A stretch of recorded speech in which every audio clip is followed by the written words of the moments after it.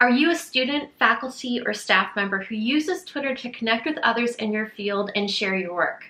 Are you interested in increasing the level of engagement that your tweets receive so that the people who are most likely to be interested in the content you're sharing, that they'll come across your tweets and engage with them hopefully?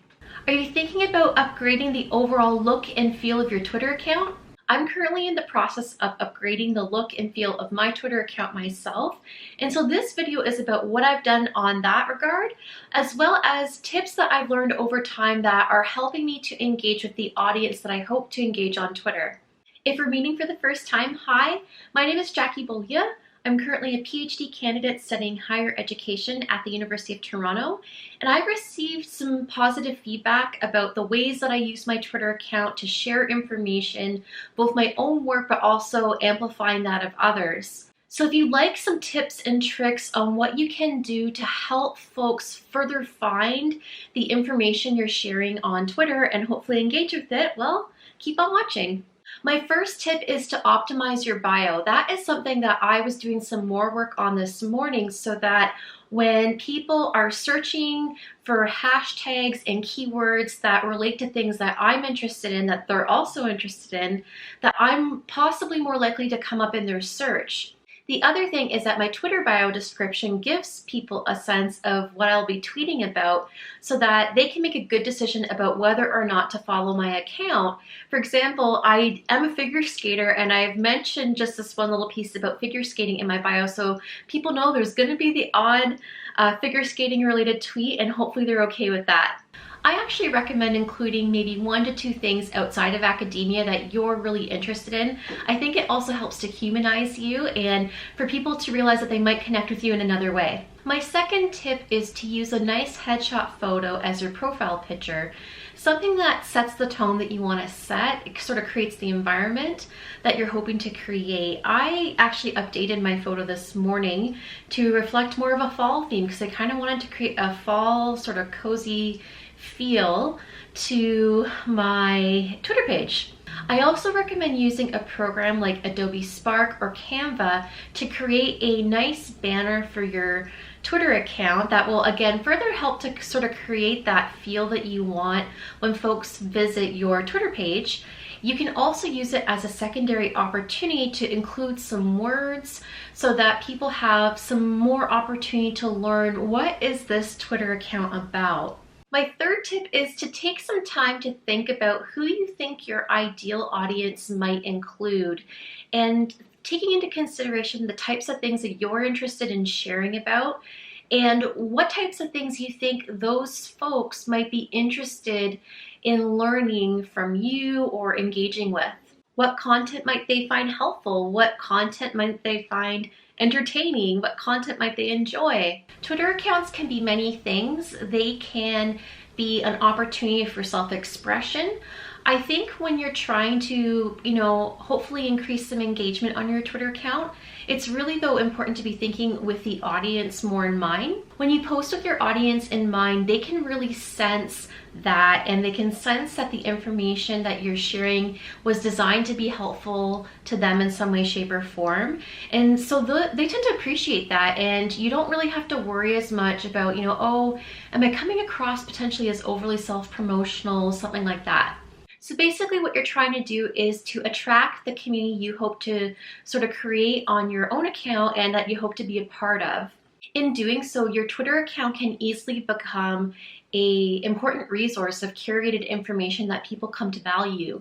So something about Twitter that you might not know is that you are more likely to come across tweets that Twitter's algorithm thinks that you'll be interested in based on the ways in which you've engaged with content on Twitter in the past. This is another way in which knowing your audience and having a sense of what they might be interested in can really help. My next tip is that if you want folks to engage with you and engage with the content you're creating and putting out there, it's really important to engage with them just as much, if not more. So in addition to reading and liking and replying to posts that others make, some things to look out for are if someone poses a question and you have a really great answer to it, take the time to share that. When someone notices that you've posted a really helpful response, they're more likely to want to learn a little bit more about you if they don't already know you. What happens over time is that you get to know each other more, and a mutual interest develops in each other's content, and that makes you both more likely to retweet and amplify each other's work.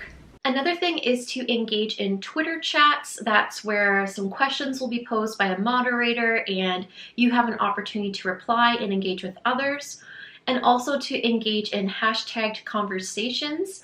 So this gives you an opportunity on an ongoing basis to get to know some people who share common interests as you. When you have some content to share on Twitter, think about which hashtag communities would actually appreciate this content the most. So let's use this video as an example. This is a video about Twitter for academic purposes and increasing your reach. And so the communities that come to mind right away are my colleagues at my university, are grad students that I know through a couple of different communities, but more broadly, academic Twitters. So people who regularly engage via the hashtags academic chatter and academic Twitter. People in these online communities are the most likely to use the tips that I'm passing along through this video, so I'm already designing this video with you in mind. I also highly recommend using your Twitter account to amplify the ideas and work of others. Not only are you helping them out, and I think that will probably make you feel good, but there's a good chance that energy could somehow cycle its way back to you at some point in time too.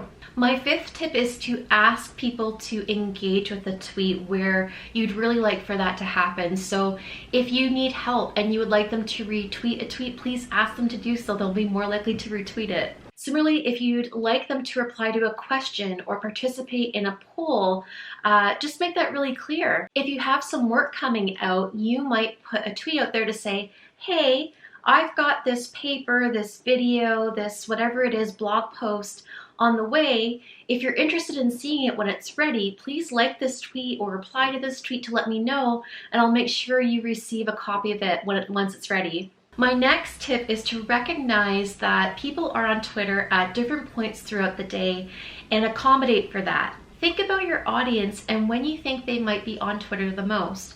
My experience has been that academics tend to be on Twitter most first thing in the morning or at work for a quick check of what's the latest news, maybe at lunchtime or during a coffee break in the afternoon, but more likely towards sort of the mid to late evening.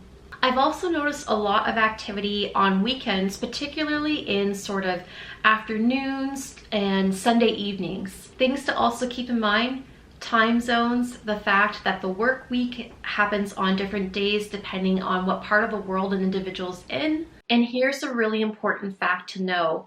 Within the span of about half an hour, your tweet can become buried to the point that it's much less likely that people are going to come across the content that you've shared. So what do? You tweet the same thing multiple times. To avoid coming across as repetitive or overly attention-seeking, what you can do is you can retweet your original tweet and include a comment to say that this is for the evening Twitter crew if you posted it earlier in the day. Or similarly, you could, create a whole new tweet. If you're doing that, try to change the language of the tweet a little bit so it doesn't feel repetitive to the people who've seen it before. But again, indicate that you're doing this for the purpose so that others will come across it in case you missed it. By including the language I described, there's less of a likelihood of someone possibly seeing both tweets and becoming frustrated by that. They'll see what your intention is and they'll understand. Another thing that you might do is take a look at your Twitter analytics. That's, you can go to the Twitter Analytics website and it will have all kinds of interesting information for you about which tweets of yours were engaged with the most, and you can take a look at what time of day that was and just get a better sense of when people might be on the platform the most and ready to engage. My next tip is, whenever possible, use an image, a GIF or a GIF, depending on how you like to say that. I know there's some debate. Or a video with your tweet, because when you do that, it's much more likely that your tweet will be engaged with because the media attached to it is eye-catching. Something that you might not know is that Videos that are uploaded directly to Twitter perform much better than when you say link a YouTube video and you just sort of see the link to the YouTube video in the tweet. You'll get a lot more engagement if you upload a video directly to Twitter. Now that Twitter video can only be so long, just 1 or 2 minutes I think max. But say you have a YouTube account like myself, what I tend to do is do a little bit of a teaser or share one point from the video so people can get a sense of the video, and if it's something they might want to watch more of before they take that extra step of clicking on the link and giving the video a try. Now the only thing is, if you're uploading Twitter videos, is that you'll need some additional software to close caption those videos, which is really important from an accessibility point of view. The thing is that that software can cost a fair bit of money, and for someone who's a grad student like me, I haven't managed to get my hands on it yet, but I'm going to, and I look forward to being able to do that. The workaround that I'm using right now, which isn't the most ideal, but at least it's something, is I'm able to manually close caption my YouTube videos, and I always let people in the tweet containing a Twitter video know that there's full closed captioning available via the full video on YouTube. So that's the workaround I'm using right now, and I know that people understand. I really do hope to get my hands on that software soon. And the one thing I also share is that there is a secondary benefit of posting that closed captioning on Twitter, is because not everyone can listen to the video while they're watching it. They might be, in a public environment in which that wouldn't be appropriate. So the closed captioning can also allow them to engage with your video as well. So it's a good thing to do in many ways. My next tip is to let people know that you have Twitter. Include it in your email signature. If you're at a conference, participate in a conference hashtag and people will come across your Twitter that way. Let people who engage with your other social media accounts, maybe it's Facebook, maybe it's LinkedIn, maybe it's something like ResearchGate, academia.edu, YouTube, let them know that you use Twitter and encourage them to follow you. I always mention my Twitter account at the end of every presentation I give at a conference, and I always sort of frame it as a way for us to stay connected until next time. And so you can do that on your last slide and encourage people to get out their phones right then and there so that they don't forget to do that if they like to stay connected. I hope you found these tips helpful. If you'd like to follow my Twitter account and see how I continue to incorporate these tips in the coming weeks, please do. You can find me at Jackie Beaulieu. In addition to Twitter, we can also stay connected via Instagram. My handle is at PhD Essentials. Thank you so much to everyone who has subscribed and clicked the notifications bell to receive updates from my channel. Your support of this project means so much to me. It wouldn't be possible without you. So until next time, wishing you a beautiful and productive week. Bye, friends.